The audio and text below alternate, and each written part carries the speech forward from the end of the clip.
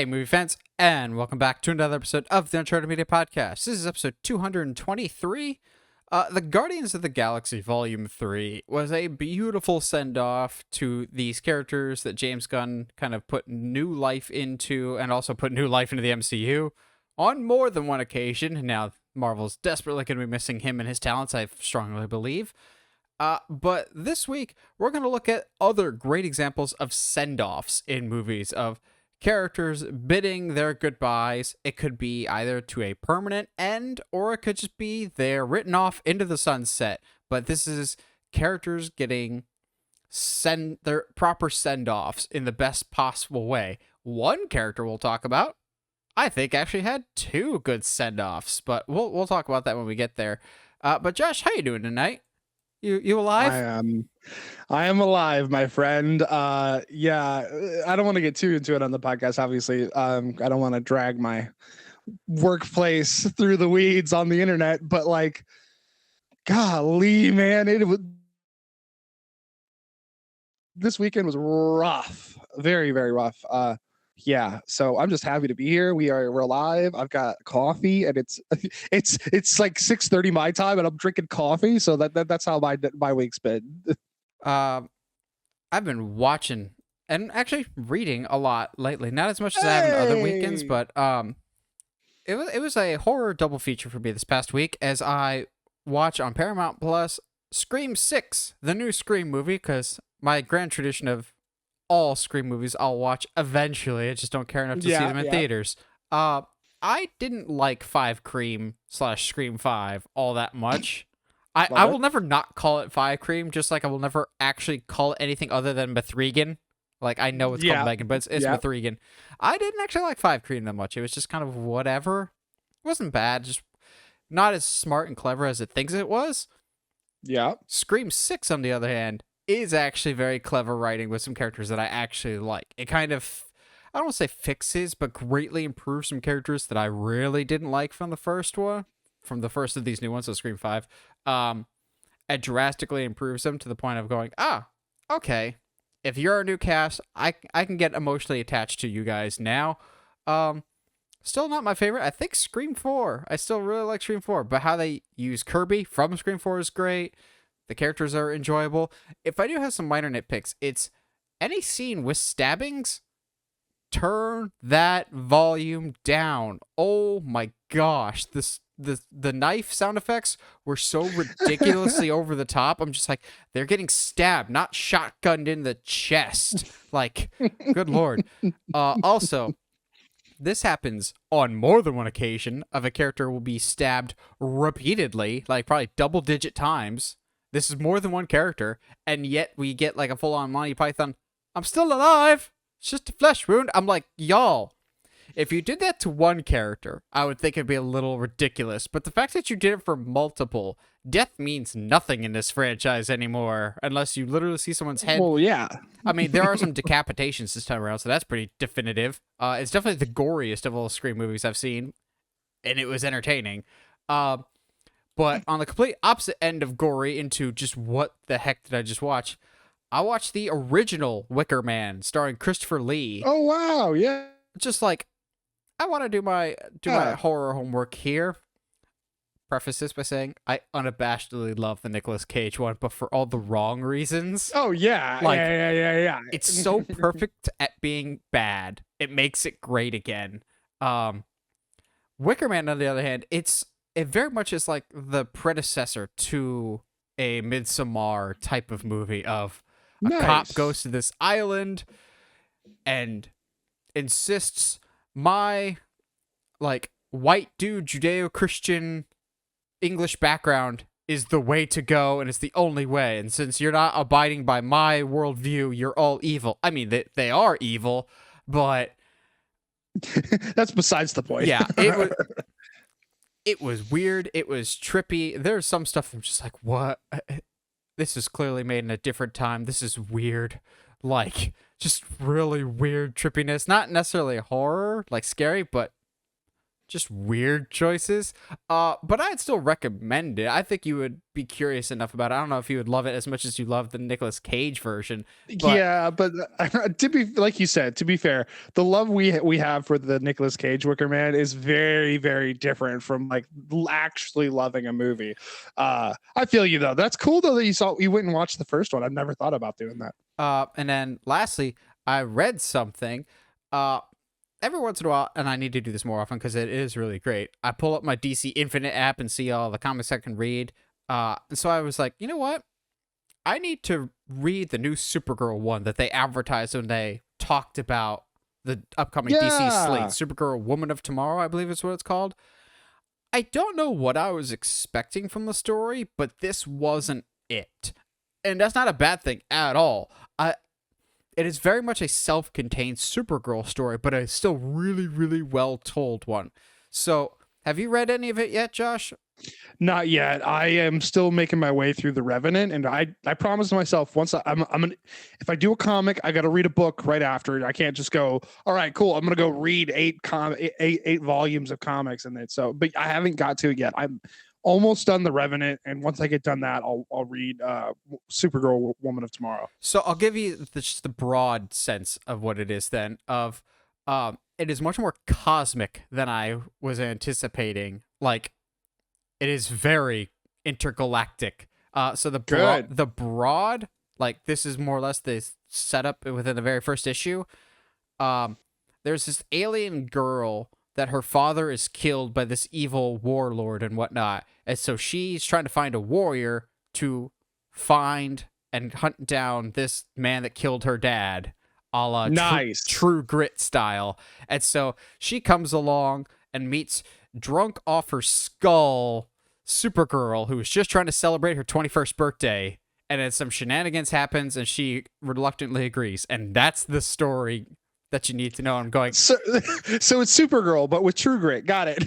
it's not the direction I would have gone with at all or what I was expecting the story to be. But dude, it's so enjoyable. It's just because it's Supergirl still very much got that just very human and 21st century dialogue where everyone else just kind of spouts off this long, hard sci-fi diatribe. Also, Supergirl swears a lot more than you'd expect, but I'm going, yeah, she is a 21-year-old kid. So, Yes. yeah, Yes. as I'm reading this, I'm like, Love oh, it. Josh is gonna love this. That's good to know. I can't. I'm part of me like is holding it off just because I know I'm going to enjoy it. So yeah, I'll get to it here pretty soon. Revenant is. I'm gonna pump. Hopefully, I'm gonna finish that this week because, golly, there is. I guess so. Stuff I've been watching this week. I am still trudging through Adventure Time. It's been taking me a while just because like I only do like a couple episodes every now and then, just because of work schedule and stuff like that. But I say that, and then I'm going to follow this up with one of my coworkers gave me his Crunchyroll login, and so I've been catching up with a bunch of anime that I've been missing. Finally caught up, just finished up getting caught up on Demon Slayer today, and then watched Jujutsu Kaisen Zero a couple days ago. Like I'm finally getting caught up on quite a bit of stuff. And then I was rewatching. The other reason I haven't gotten to Adventure Time, I was rewatching Vision season 2 because I just loved it. And there's a lot of stuff even like you I think would love, even not somebody who's not that big of a fan of anime. I respect the art style. Yeah. So they do this season. I don't know if you're aware of this. They do two claymation style episodes, which is like super cool because I know how long those take. So it was like that those had to be in development like during season 1. There's no way. Like they're very, very well done. But as it is sometimes, my dad and mom happened to be sitting there in the living room while I was watching it, and my dad it would end, and then it would go and be something completely different from the next episode. They were like, wait, so they just do something different every single episode? And I was like, yeah. And my mom was like, that's really cool. I was like, yeah, Animation it is is. an actual medium, people. Yes, it is. Oh man, which that interview you sent me with James Gunn gave me such life when he was like, animation is just such a great medium for storytelling. I was like, yes, it is, James. Which, Yes, it is. given James Gunn's attitude towards it, I actually fully believe that we'll get Guillermo del Toro to direct a DC project, because del Toro Oh very yeah, much shares that same mentality of animation is a legit medium. yeah.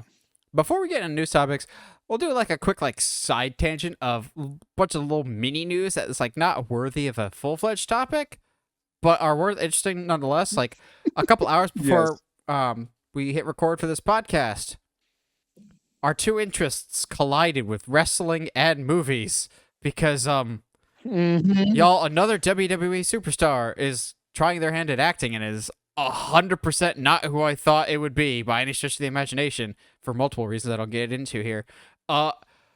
Multiple time world champ and honestly one of the best performers in the ring, despite the fact that he looks like a giant douchebag every single time. Seth Rollins is gonna be what appears to be a member of the Serpent Society in Captain America: New World Order.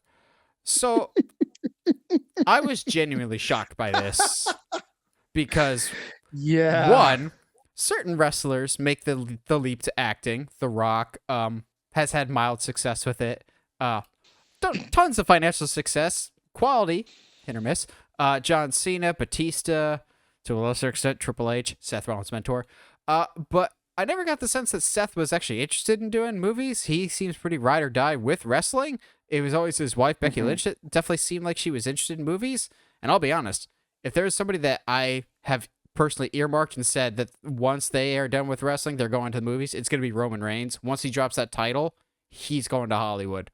But Seth, it's interesting that he's going to be in movies. But more specifically, for those that don't follow wrestling, you're probably tuned out a while ago. But usually when a wrestler is doing a movie, they either do an angle to take them off TV for a while, or they do it when they're injured, or they like already are having time away. Seth literally is in a match for the new belt that they're trying to christen this weekend. So I'm just going, the casting of this and us finding it out, it's not like this set photo is old. This set photo dropped today, and I'm going, is that a spoiler? Is Seth not sticking around, or is this just a little bit part that he's just going to be done with by the end of the week? Either way, I'm going, so I thought Seth was a lock to win this title. Is he leaving for Hollywood too? This is just weird. This is very weird. And then the other thing we wanted to bring up, Haunted Mansion got a new trailer. Again, Disney's marketing for this Haunted Mansion movie is just super freaking weird because they just kind of drop trailers out of nowhere without actually hyping them up. Like, as we're recording this, they dropped the teaser posters for Five Nights at Freddy's, and they're like, hey, the trailer's coming in 3 days. I'm like, proper marketing, because it's Blumhouse. They know how to market stuff. I did not know the Haunted Mansion movie was going to be PG-13. I was very surprised to see that tag at the end of this trailer. But looking at this trailer, I get why it's PG-13, and also, it might be the best Jared Leto performance to date, because it doesn't look like we'll actually see him. For those that are confused, Jared Leto seems to be the main villain of this movie, the Hatbox Ghost, or one of the villains. I'm not entirely convinced that the Hatbox Ghost is the main villain, but I'll get into that in just a second. Josh, what did you think of this Haunted Mansion trailer? So I know that you have kind of like a nostalgic connection to the Haunted Mansion, at least the original one. I have to none the of that. ride, not to the movie. The ride. Sorry. I have none of that. I've never been on the ride, never seen the original movie, so I have no expectations going into this.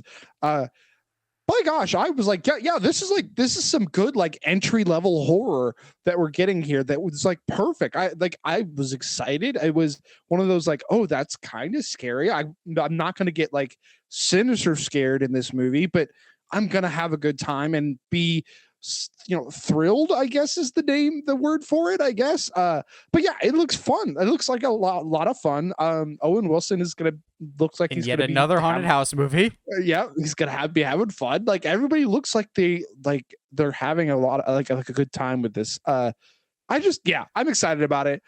More excited than I think I thought I would be. Being that I have no connections to the series at all. So Yeah, man. I mean, what did you think? I was surprised by how dark it looks. I was expecting it to be kind of like on par with like a Tower of Terror movie with Steve Guttenberg and Kirsten Dunst. But no, this seems like an actual like a scary stories to tell in the dark of like an intro to horror movies for kids, which we need more of those, please. You can't just watch Monster House on repeat or Monster Squad, which hasn't particularly aged as well. As much as I love Monster Squad, it's very 80s. This looks dark. It looks fun. I'm guessing some people are assuming that's the Hatbox Ghost because, you know, Jared Leto's playing the Hatbox Ghost, but Yeah. Hatbox Ghost is absolutely a deep cut that's more for the people that are fans of the original thing. So the thing with the Hatbox Ghost is he's only ever been a recent addition in the rides, primarily because technological limitations has made it so that he was never available to be there until recently, because he was supposed to be there from day one in Disneyland. So it's basically this ghost that holds a hat box, and his head disappears from his shoulders to inside the box. But they were never able to do that, dating back all the way to 1955, and they were only recently able to figure out the technology of how to do it properly, make it look convincing. And it's always been like the someday we'll get that. That was always in the concept. Someday we'll get that. So it's like a deep cut for people that know the material, but it's kind of why I think they'll go with somewhat of what's in the ride and somewhat in the Eddie Murphy movie of Master Gracie, the guy that owns the mansion, is the bad guy to a certain extent, or you just merge it. Master Gracie is the Hatbox Ghost. I'm curious as to see how our favorite, Ooh. Jared Leto is just terrifying in life. I'm curious to see how Madame Leota, also known as Jamie Lee Curtis, factors into this. I'm happy dude. Jamie Lee Curtis is in this. I'm full on expecting tons and tons of cameos in this. I'll be like, wait, was that okay? The Muppets are that's in this cool. one too. Yeah, dude. Honestly, I would laugh so hard if they could make Muppets like legitimately terrifying in some way. My only thing is, and this could be me, it could be how it's being marketed, I keep forgetting that this is a theatrical movie. I keep getting Disney Plus vibes from this. Not in a bad way, but it's just, with so much of their stuff going to Disney Plus lately, it just feels like this could be a Disney Plus movie, and I don't know if they're selling it as a theatrical movie as much. That could be just previous mistakes, them shooting themselves in the foot with Disney Plus releases. True. I mean, that is something that they struggled with since the pandemic. And I don't want to say struggled with, but like they intentionally did that. So it's like, not really a struggle, I guess. Yeah, I guess maybe I think I get more of a straight to streaming vibe from like Blue Beetle and not as much this. Well, that was supposed to go to streaming, which is Blue Beetle. Yeah, Blue Beetles is understandable, whereas this is. This in a theater would be so cool. Just from the shots we get from the trailer is going to be so cool to see in a theater. Getting into our actual news of the week, we have some, I'm going to say confirmed speculation is the new phrase, because James isn't shooting it down. So exactly. James Gunn is not shooting these down. It's just speculation. But the fact that he didn't say no means to me it's confirmed speculation of some Superman legacy casting. So a Hollywood Reporter article recently came out of certain people have screen tested for various roles in Superman Legacy, like Superman, Lois, and Lex. And as he does, people reached out to James Gunn. It's like, hey, is this legit? Is it not?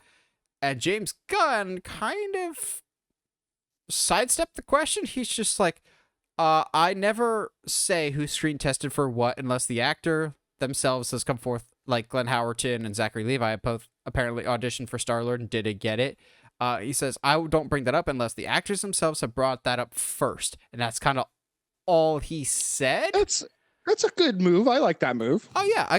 I completely understand that and respect that, because some of these people aren't going to get the jobs. And so they could tell that story on their own time later.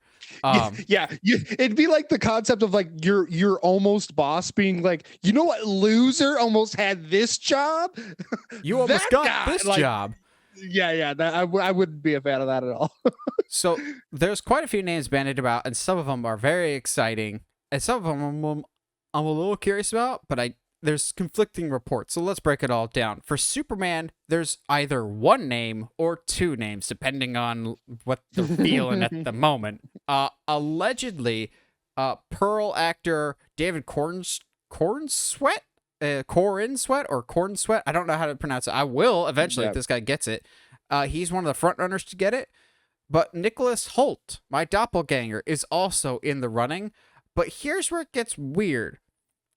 This original Hollywood Reporter article would later be disputed by somebody else, like Variety, or maybe even Hollywood Reporter wrote an altercation to the article saying, no, Nicholas Hoult is actually in the running for Lex Luthor, and he's the only name being considered for Lex. To which I'm going, as much as I love Nicholas Hoult, I think he does fit a young Lex Luthor better than he does a young Clark. Like, he's a great actor, but I think he can... Yeah. And I mean this in the nicest way possible, I don't think he'll ever pass as the all-American good old boy. Like, he's got an edge to him that works really well in his favor. I guess you can kind of say that he was that when he was Beast in X-Men, but I think he'd be a great Lex.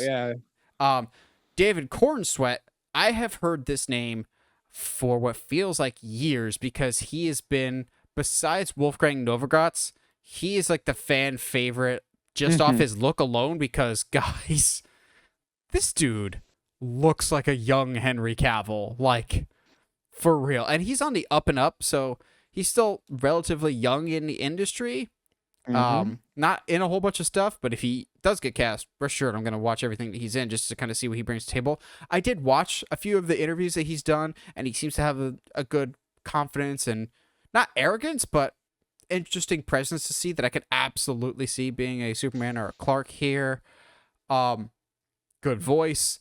Again, this is all speculation, but I do believe there's some smoke to this, especially with the Nicholas Hoult thing as Lex, because if you remember, Nicholas Hoult has circled quite a few other superhero projects. I feel like we talked about in the podcast here. He was one of the finalists to be Batman at one point. Yeah, which is wild. Which I'm glad we got Pattinson. As much as I love Holt, I think Pattinson's the better choice. I've seen some people just like, you can't be the runner-up to Batman and then be Superman. I'm going, I kind of agree, but at the same time, I've always thought that he fits better for Lex anyway. But the other names are for Lois Lane, and we get more variety there. We had, because right now for Superman, we just have David Cornsweet, depending on who is writing it, maybe Nicholas Hoult, or maybe he's Lex, but then apparently Jacob Elordi from Euphoria was considered, but he never submitted an audition tape, according to a Hollywood Reporter article, which I'm just going, good. How do you know that then? Wait, hold on. Good, because I always kind of got a douchebag vibe from Jacob Elordi. I've never seen anything. He just kind of comes across as whatever. But Lois, there's quite a few people allegedly in the running. You get names like Emma McKay, Rachel Brosnahan from The Marvelous Mrs. Maisel, Phoebe Dynevor, I believe, from Bridgerton, and Samara Weaving, who was most recently in Scream, but she was in Ready or Not, in Babylon. Josh, did you see The Marvelous Mrs. Maisel? I'm getting that mixed up with what's the Phoebe Waller-Bridge show? Oh, Fleabag. I always get those mixed up. It is on my list of shows to watch. I've watched like one or two episodes. I do love it. The writing is fantastic, and I love Rachel. She's a fantastic actress. She does and there's I think no matter who how do I say this? When it comes to picking Lois, I have a feeling knowing James, especially after some of the interviews I've seen him in, he's going to lean more towards a Lois Lane from the Christopher Reeves movies than he is maybe some of the other ones. And if that's the case, I can absolutely see like a Rachel doing that, for me at least. But then again, that it kind of depends on who your Superman is, because you want that to kind of them to be able to play off of each other pretty well. But I'm sure we'll find out here fairly soon. Now, according to these same reports, again, take them all with the biggest grain of salt that you can find, Rachel Brosnahan crushed her audition tape, so we'll see how that goes. I like the idea of Rachel Brosnahan or Samara Weaving. I don't know. Samara Weaving's schedule because she also is really blowing up. But I think she could be a really fun choice. I didn't love Ready or Not, but she's great in it. She's very limited in Scream. Piece that together as you will. She's very limited in Scream, but she's great in that too. She's just a likable character. I think David Cordersweat very much could be our Superman here. He's got the look. He definitely has that like old school farm boy. It wasn't mentioned at all in this article, but ever since someone suggested, I can't get it out of my head of Stranger Things Gaten Matarazzo as Jimmy Olsen, and I want nothing more than that, please. Gaten Matarazzo as Jimmy Olsen, Dennis Quaid as Pa Kent, please. Michael Rooker as Perry White, like Nicholas Hoult, my doppelganger, as Lex Luthor. That way, whenever I do it for Halloween, people won't think I'm Bryan Cranston in Breaking Bad. They'll hopefully think I'm Lex instead. So, you know what's really funny is that ever since you brought up that like Bradley Cooper could make a good Lex, I have literally seen pictures of him and been like, yeah, oh no, I kind of really like that. Don't get your heart set on it. Don't do that. Don't do that. Don't do that. You're solely setting yourself up for heartbreak. But yeah, like I wish Bradley Cooper was in the conversation for that. But maybe they have him in mind for something else. I don't know. If anything at all. There's just a lot. I think, especially the casting for this is going to be interesting. I think James seems like the kind of person to give someone who is not as big, doesn't have necessarily quote unquote a lot under his belt. And so he doesn't necessarily have a lot of things that he's quote unquote known for. Someone who I hate it when people say isn't well known, there's tons of actors out there that are incredible at their craft that are quote unquote not mainstream names. So but yeah, the fan favorite for this for a long time. I would be surprised if James doesn't go in that direction. But if he doesn't, I feel like it's the other person is just as good. I after Guardians 3, I really like, and maybe this is recency bias or whatever, but like I have full faith in the dude. I mean, I had full faith in the dude before, but like now it's like excitement accompanying that full faith. I'm just excited to see where we go. Excited to stories that he's going to be able to tell. The man does not miss when it comes to comic book movies. I think it's pretty evident now that we will get confirmed casting by Comic-Con at the latest. If not, oh yeah, I wouldn't be surprised if like official trades make some official announcements probably in June, and then they officially announce Superman Legacy at Comic-Con, like the actor and maybe the logo or something of like what does the S look like this time around. Or maybe they bring out the full-on cast and be like, I can see that. Here's everyone. Here's Dennis Quaid as Pa Kent. I refuse to let that go. It's too perfect. Have you seen I only bring this up because James reacted. He retweeted it and had a good laugh about it. The picture of of Superman taking off the Henry Cavill one, the Henry Cavill one, and has like a Christopher Reeves-esque one underneath, and it was like said Superman Legacy on the bottom, and I was just like, yeah, like this, like literally all you have to do is add color to that suit, and I think we'd be all super down. I'm so excited to see what the costume looks like. Just looking at what James Gunn has done with costumes within his past couple movies, like Peacemaker, I think has some of my favorite costumes in any DC movie.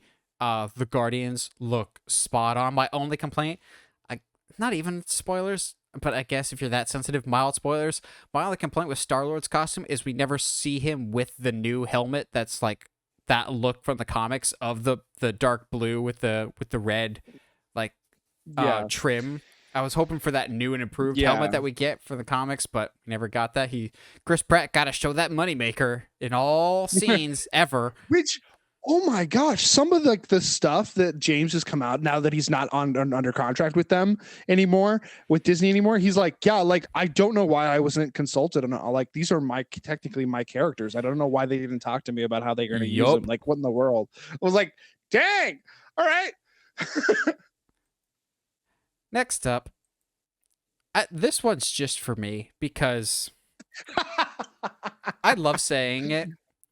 I love being right sometimes, even when everyone else around is just going, nah, that's not what's going to happen. That's exactly what I've been telling you is going to be happening for the longest time now, but no, you didn't believe me.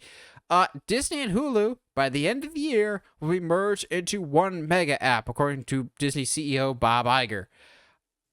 I have been saying this for at least a year, maybe two. Like, even before Discovery bought Warner Brothers, I was like, guys, streaming services are losing money hand over fist. What's going to happen is consolidation and merging into mega apps, because then you keep everything in-house, and then I think we hit the peak.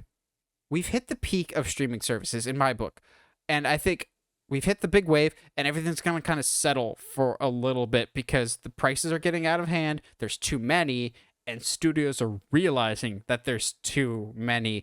And I think that when Discovery bought Warner Brothers, that was a big old shockwave in the water that had ripples throughout the entire industry. And you saw a lot of mergers and acquisitions around that same time. If I remember correctly, that was kind of around the same time the WWE was bought by Peacock for a large amount of money, and all their sporting events and sporting companies were acquired for lots of money, ESPN and UFC. Yeah. So there's been this thought for a while that Disney would sell off its Hulu library to like Universal, who it's partnered with for its content library for Hulu, and then they just kind of split it off because Hulu has never taken off the way that either NBC Universal or the Disney company has wanted. I 100% blame that on the lack of good content and arguably the second worst user interface this side of Amazon. Prime Video still has the worst. Absolutely. Prime Video still has the worst interface, but Hulu's is up there. And I have been saying forever, Disney is going to merge their stuff. I fully expect within the next year or two, I don't know how it'll work with contractual obligations, but Disney Plus getting looped into this as well, of everything Disney all in one place. And I can fully see this being a response to everything going to Max, which launches next week, which sounds insane. The new Max app, which will be just HBO Max and Discovery merged together. The only thing missing, I think, from that, as well as Disney, is sports. So that's kind of still the big question mark here. Because there's been rumors of like AEW getting $1 billion deal, which that's not coming from any legit sources, but I firmly believe Discovery and Warner Brothers will want to acquire the rights to AEW for streaming rights, just like Peacock has WWE. I wonder what Disney's relationship is with that now, because Disney owns ESPN, and ESPN works with UFC a lot. This does not surprise me. I'm also going to say it now because I was right before. Hulu as a name will only exist for another year or two, and then it'll slowly dissolve away, and all the content that was on Hulu will just get absorbed into Disney outright, and then whatever content isn't Disney's will go to Peacock. And Peacock, also going to say it now, Peacock will probably merge with somebody else. Like, it won't be a Paramount Plus, because Paramount Plus and Showtime are merging. That's another one that's merging together. But ever since Disney made R-rated content available on their platform with Logan and the Deadpool movies, I have said it's only a matter of time before you bring in everything else, because for a little bit there, Hulu is where you put your R-rated content, your non-Disney content. Now that you do have R-rated content, you have no reason to keep Hulu there. You can just put your adult parental locks on there and then get rid of Hulu. It sounds harsh, but this makes a lot of financial sense to me. There's a lot of redundancy here. Disney, of all companies, is looking to eliminate redundancies. Yeah. Well, and it makes sense because I think the big question that I have, obviously, outside of the whole where does the live sports goes, because Hulu's been, their big thing has been, Hulu's got live sports. Okay, cool. Where does that go if that gets absolved into like a Disney mega app? where do the Hulu originals go? Like, not just, obviously I'm a huge fan of Fleabag, but like not just Fleabag, like Only Murderers in the Building, or like Hulu right now in the States is the only place you can watch Letterkenny, and I love Letterkenny. So like, I there's a lot of questions I have as far as I feel the true quote unquote owners of content, and it is not clear on who owns what, and it will be clear to the, at least to the, in the public eye, who owns what, because I think at the end of the day, you and I, and anybody who kind of has done a little bit of research, the whole media like and movie industry is really only owned by like 4 or 5 companies. So I completely expect us to only have like give it to the end of next year maybe, but only have maybe 5 streaming apps, and that is where all of the content lives, which I don't necessarily hate, honestly. Cable television is not exactly all that great. We don't need reality shows, guys. At least to me. They're not going anywhere though, because they're too cheap to make. They're not. And they make money. They're cheap to make, and they're easy to bring in. But I think that cable television as a whole will start to disappear, because why would I pay?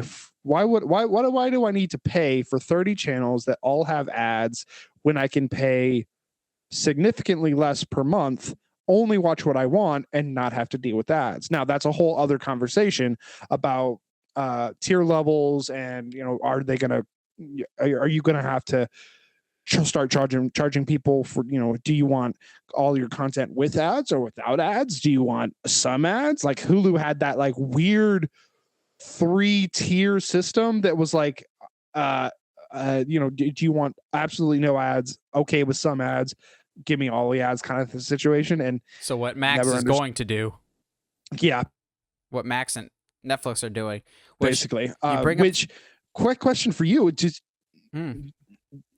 is the app just going to automatically update and turn into Max, or do you have to re-download a new app? As far as I know, Max will just auto refresh. So if you already have HBO Max, from everything I've heard, it will just automatically update to Max, which I still have a ton of questions. We don't know what the new UI will look like, if there is one. You've been incredibly vague about what your 4K content is, even though you're saying that this will have more 4K than before.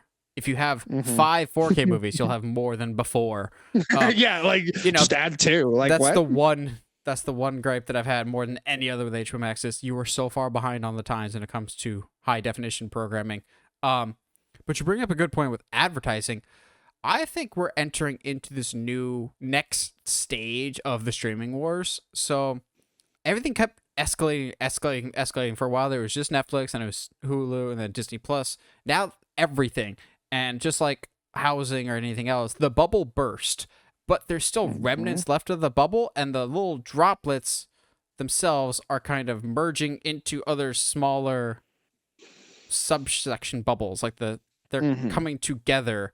And the way of the future, I think, is a couple big mega apps with a lot of ads in them. Like you're seeing Disney Plus, HBO Max, Netflix, all these streaming services now have ad and ad-free tiers, because they're realizing with streaming that there's only X amount of dollars you can make. Say you've got 100 million subscribers, all paying $15 a month. I'm not good with math, but that's a set amount of dollars that you're going to make per month, as opposed to like releasing a movie theatrically, where people have repeat viewings. There's multiple uses of seeing this movie in theaters, whereas you can only charge your customers once, as opposed to ad space.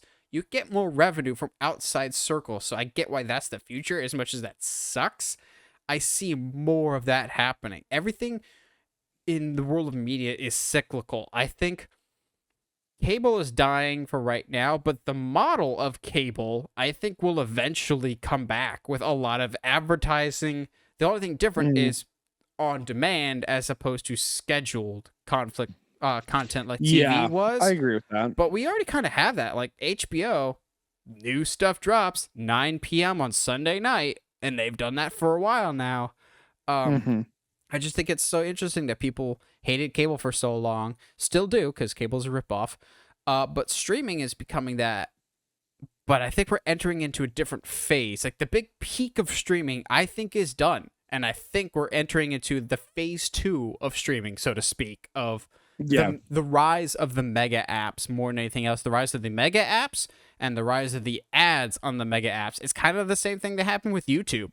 YouTube was big, but then it blew up and became one of the biggest search engines in the world. And then it was lawless, and now there's not nearly as much freedom with YouTube as there used to be because it was absolutely lawless. Like, even just thinking about like how much stuff they got away with, Logan Paul, well, not even bringing up your Logan Pauls, but like some of the stuff that people were able to get away with was just insane. I agree, though. I think we're gonna start getting down to like 4 or 5 mega apps. We're gonna have ads as a no, like a non-skippable ads. Honestly, if I'm being straight with you, I don't necessarily mind ads. My only issue is the way that Hulu does it, which is has it in the middle of your program. So like you get you're having a completely serious moment with the characters in your TV show, and then all of a sudden that gets interrupted by an Oscar Mayer Wiener commercial or something. And it's like, I don't mind how give me a couple ads of it. I don't mind how Peacock does it. They give you that full, like, here's 120 seconds, and then after this, you're good. Like, I much prefer those of get it all over with. Although I will say I've kind of gotten used to being ad-free. I'm waiting on a replacement credit card, so some of my things have relapsed. And so I currently don't have YouTube Premium. And guys, YouTube ads suck. I get what you complain about now. And I've been with ads for one day, and I'm going, oh God, I need my credit card to get here, dude, please. I just need my new card. I need ads to go away again. I have been on the regular side of YouTube for a couple of months now, and like I'm just it sucks, used man. to it. It sucks. I hate it so much. It's gotten so bad. Yeah. Next up, almost didn't want to talk about this because it could potentially be a spoiler, but screw this guy. We're going to talk about it anyway because I think it's super entertaining, and you know this was not where he wanted to go.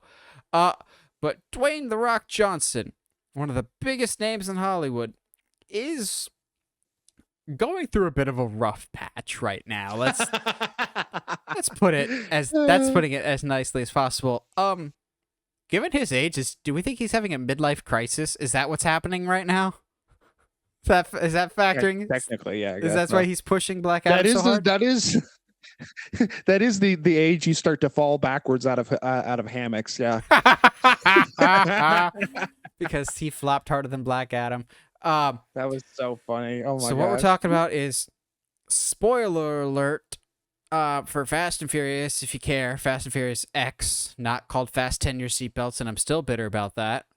But according to reliable sources, Dwayne "The Rock" Johnson has come groveling back and will return to the Fast and Furious franchise. I would pay all the money in the world to be a fly on the wall for those conversations, to see DJ's people, or DJ himself, go to Vin Diesel and go, so, you know all those negative things we said about each other very publicly? Can we just, forget about that? And Vin could just look at him and be like, you got a black eye there, Adam?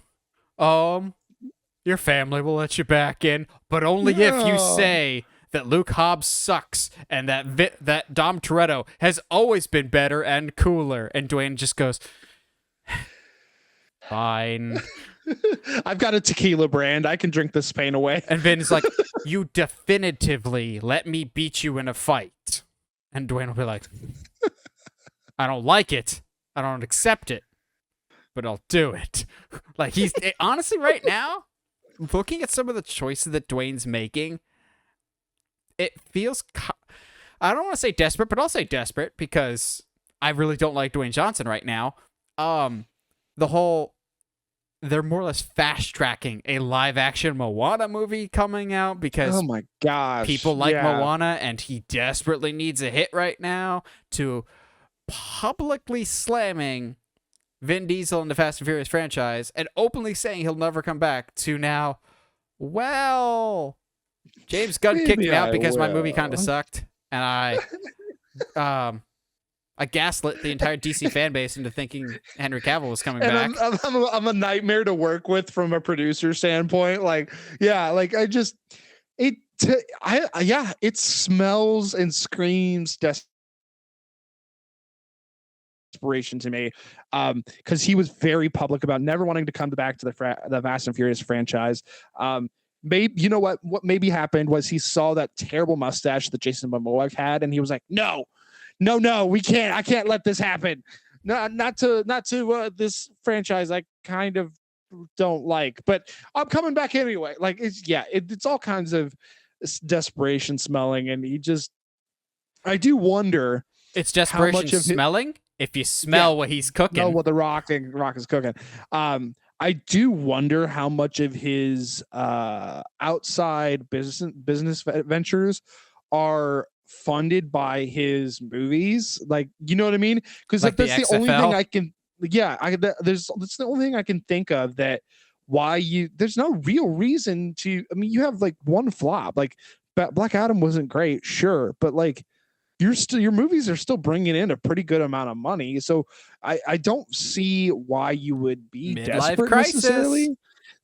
But like, it definitely just reeks of it. So it'll be interesting to see if they do a Hobbs and Shaw 2. I would be interested in that. I don't give a crap about Fast and Furious, but I actually liked agreed. Hobbs and Shaw. However, I believe it was our buddy 3C Phillips who brought up this great point. Now that Dwayne is back, we can get the one match that we're all actually interested in. No, not Dwayne Johnson versus Vin Diesel Part 2. Dwayne Johnson versus John Cena in the Fast and Furious franchise. Because Cena came in, I feel like, as a replacement for Dwayne Johnson. Just be like, I agree. well, we no longer have the biggest star of one era of wrestling. We'll get the next biggest star of the next era of wrestling. And we even see John Cena doing AA in the trailer for Fast X. So I'm just going, it looks super good too, by the way. although I do hate that, judging from just some of the trailers, how quickly some of these characters don't act like themselves. Like, guys, wasn't John Cena the villain in the last one? Yet he's cracking wise and just being John Cena in this trailer. But now we have a chance to see John Cena versus The Rock thrice in a lifetime for my fans out there that get that reference. Oh, man. Once wasn't enough. Twice wasn't enough. 3 times in a lifetime.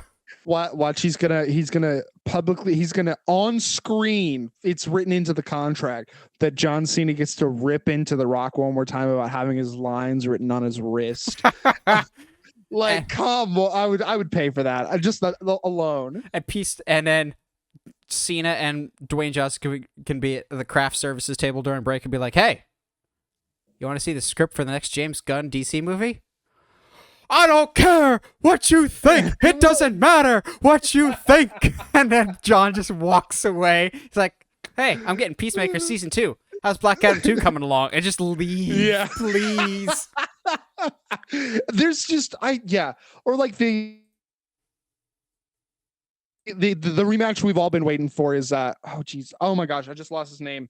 It's the one moment that I actually like in a Fast and Furious moment where he's like, oh, someone hide your baby oil and hide from that big forehead.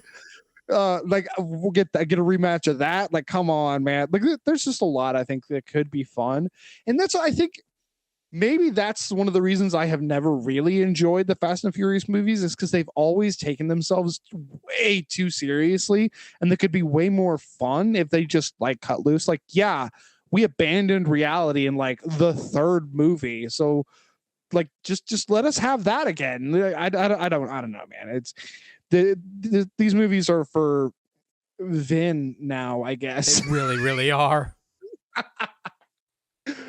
Lastly, because we know there's going to be a large contingent of fans out there for this, we're getting a Freaky Friday sequel. And I'm just going to say it now. I don't think it's confirmed or anything. This is 100% going to Disney Plus. This is not going to theaters.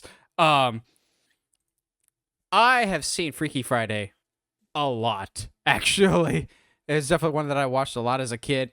At the time, I liked both the people involved in this. I don't really care that much about Lindsay Lohan now. And yes, that's how you pronounce it, Lindsay Lohan, which is just sounds weird to say. But like Jamie Lee Curtis, apparently she's maintained a very good relationship with Disney, as we just talked about her in the Haunted Mansion trailer not too long ago.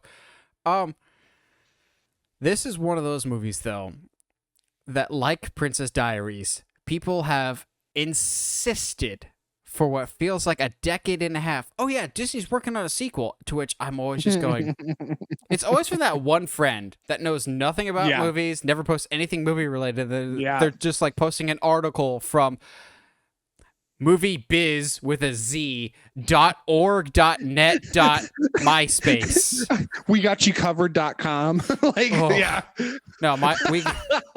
It's one of those. They're just like, they don't actually bother to check the credibility. They're like, it's a story that I like, so that means it's true. Just like High School Musical 4, Beetlejuice 2, before a month ago. Princess Diaries 3, that's actually happening. A Treasure Planet movie starring Tom Holland as Jim Hawkins. That's 100% happening. You're hurting my feelings. But no, that one I see everywhere. Tom Holland is in talks to be Jim Hawkins in Treasure Planet. I'm going, Disney never acknowledges Treasure Planet. Disney never acknowledges that movie. They're not going to remake it. They're going to remake Home on the Range just to spite us. And as much as I love Tom Holland, like, he's actually too old to play Jim now. So there's that. It needs to be the kid from Cobra Kai. Yes, just absolutely. To piss off Josh. Yes. So here's the thing, man. Yeah, I say yes like I've seen the show. So you don't even know which guy. You're just like, yeah, I'm just guy. Like, yeah, that works. Yeah, guy. Yeah. Honestly, I'm kind of excited about this. I'm not gonna lie to you. I too watched Freaky Friday quite a bit when I was a kid. But like this like works really well. Like, okay, cool. So yes, Lindsey and Jamie are coming back. That's fine. Let's have it be a scenario where it's Lindsey and her daughter, and Jamie's the one that figures out like, oh, that it's happening. Like that's so cool. Like there's so much fun you could have there of like, oh, you remember when this happened to us? So like, yeah, okay. Lindsey's character now being on the other side of that dynamic is, to me, narratively super interesting and could be a lot of fun. With that, I also agree that this is going straight to Disney Plus. There's no way they're doing theaters on this. So, just brainstorming of like, what could they possibly do with this? I don't know. But maybe like Lindsay Lohan is like a music producer now, or maybe she's leading a band like she was in the original movie. But maybe she's moved up to producer status. She's got kids of her own, and she's having a hard time connecting with them.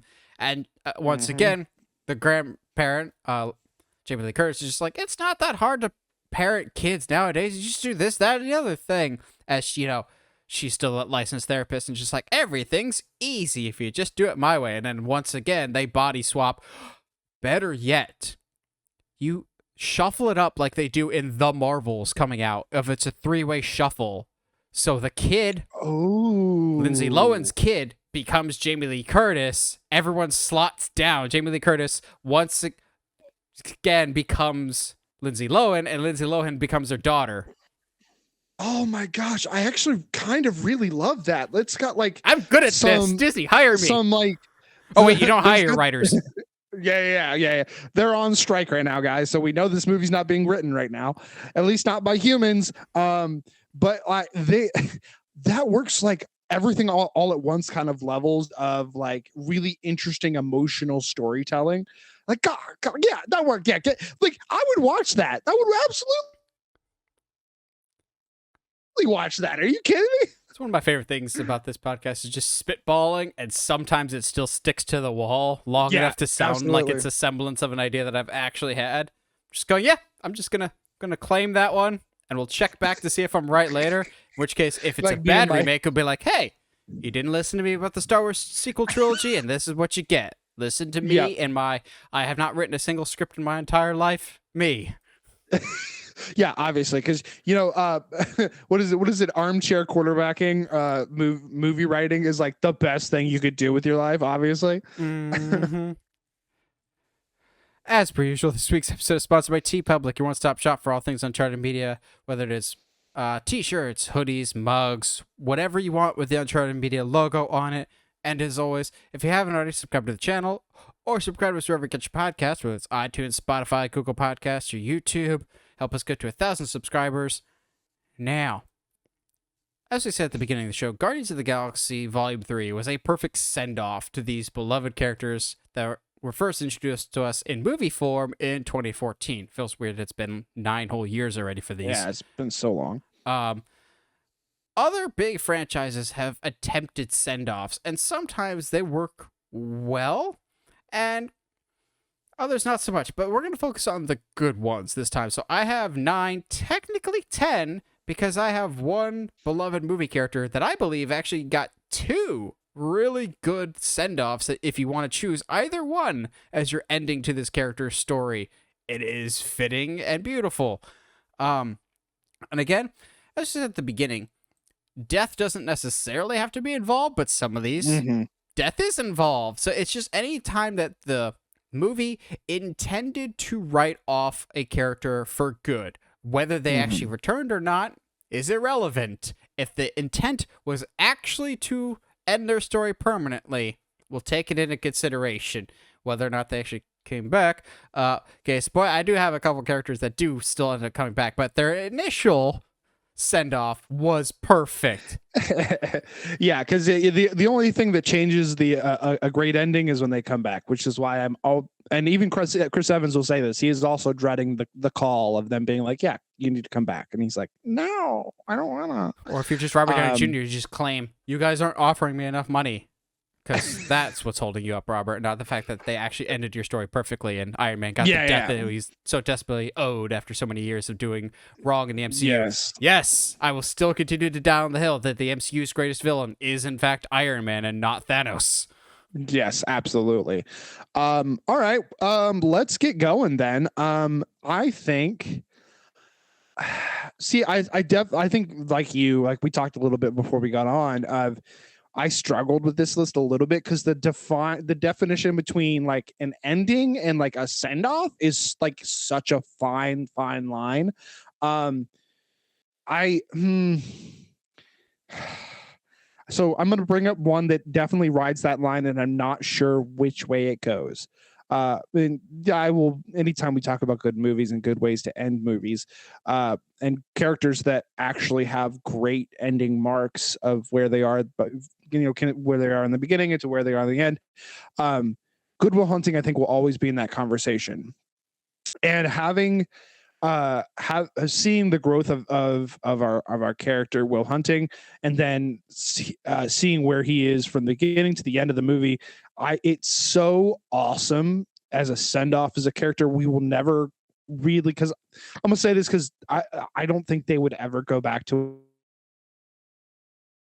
seeing him finally accepting and not being afraid to fail and actually going to go see a girl is so cool and so awesome that it's one of those moments that throughout the movie you get really close to Will and you really hope that the best happens to him, and then you kind of realize that he's the only one holding himself back.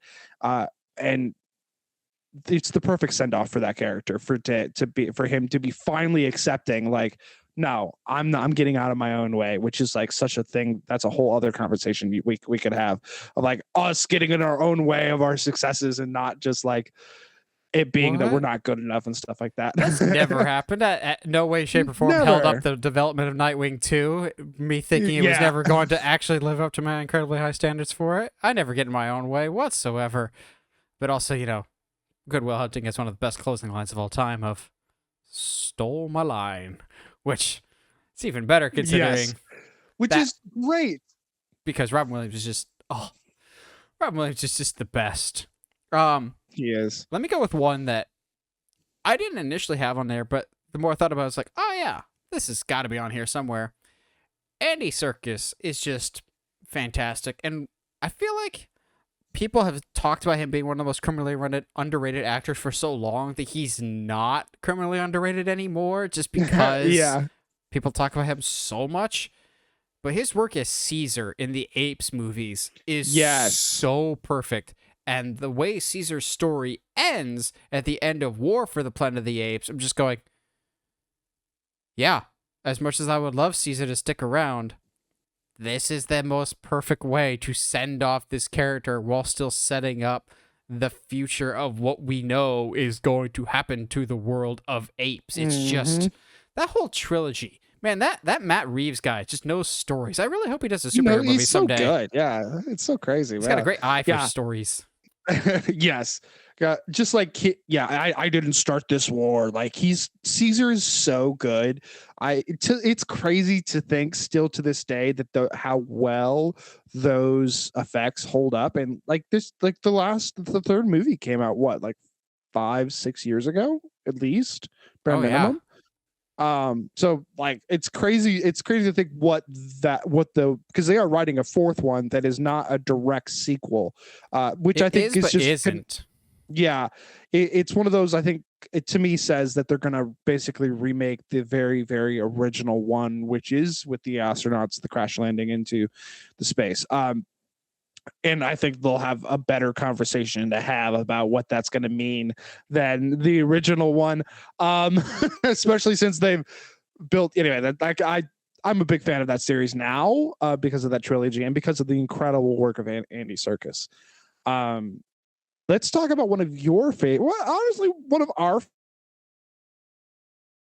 favorite movies, National Treasure, and how up into at the point of the movie when we didn't think that they were going to make a second one, how they send off everybody in that movie in a pretty great way of like, okay, cool. Yeah, they found the treasure. Everything's okay now. Awesome. Riley's got a nice car. Yeah. Off of his half of a percent. Yeah, he's like still being like a little bit of a dork on that, but like, and I love that he got a Ferrari but doesn't drive stick, which is so funny to me. But yeah, even outside, I would say probably even like the ending of the second one, it doesn't work as well, but like I love the send off that they get in National Treasure of like, oh yeah, well, you should have gotten a bigger house. And he's like, well, actually, I got this house because like, I don't care. You got the girl. Yeah, I did. Yeah, exactly. It's a great. To me, it's a great send off to that character. And all the kids of a certain generation know the name Diane Kruger specifically because of National Treasure. Gosh, man. Let's go with the one that I talked about that honestly is the only name on my list that has 2 entries, because I think this character has 2 incredibly good send-offs depending on where you want to end their story. There's one that finishes their story and another one that finishes their time in a specific franchise. And by that I mean Rocky Balboa. Oh, yeah. I think okay, Rocky cool. has 2 incredibly beautiful send-offs, but for different reasons. I think if you really wanted to, Rocky Balboa is a perfect end to that original Rocky timeline before you get into the whole Creed stuff. If you want to stop watching Rocky movies there, you're missing out on the Creed stuff. But if you just focus on just Rocky as a character, his send-off at the end of Rocky Balboa is so perfect. I know there's 2 different versions of the ending. There's one where he actually does beat Mason on the line Dixon, but I actually, as I get older, I like the original cut that they went with of he loses. But the way he goes out of literally just wailing on Mason Dixon in the middle of the ring, just unloading everything in the basement, more or less, in the ring, just going, I know this is my last 3 minutes in a boxing ring. This is everything I've got. And I'm just going, that works so thematically well for the character of Rocky. Like, just keep going, just keep going. But as a departure to the franchise, Creed 2, I think, is also a perfect send-off to the character. Like, it was always risky bringing back Rocky after Rocky Balboa, because I know Josh and I have talked about it many times. Rocky Balboa is still my favorite in the entire Rocky franchise. That movie is so good. It was always a dangerous bet to gamble on more Rocky movies. Then Creed came out and was amazing. Then Creed 2 came out, and I actually like it better than Creed 1. But the whole point with Rocky in that one is missing out on family time because he's so committed to one thing, but like finally tying up the loose ends from Rocky Balboa of being reunited with his son and getting to meet his grandson, giving his grandson the little bouncy ball. I will never not cry when he gives the bouncy ball to his grandkid of just like, oh, you look just like your grandmother. I'm going, stop it. Stop it. And I know Stallone's just like, they didn't ask me to come back for Creed 3. They're making more Rocky movies without me. I'm going, yes, because you're not needed anymore. It sounds cold and mean, but you had the perfect exit twice. No one gets a good exit twice. Like, you can retire well once. The fact that you got to do it twice is unheard of. So, Rocky is one of the greatest movie characters of all time. I'm just thankful that they were able to usher him out gracefully. That's assuming before he before they ruin it more. Graceful. I mean, they almost did by just leaving it at Rocky 5, but Stallone was like, no, I gotta fix Rocky 5. But yeah, Rocky, the fact that you get 2 is just not fair. Yeah, no, I agree because Balboa is, I have made no qualms that Balboa is my favorite Rocky movie. I think to me, it's still the best out of all of them. It just hits the most. I mean, it might be the reason is because it is built on top of all 5 movies and takes a lot of the lessons from those, at least from the first 3 or 4. And kind of builds on top of those themes. But to me, I think, and because Balboa is one of my favorites, that scene where he finally goes to see his son after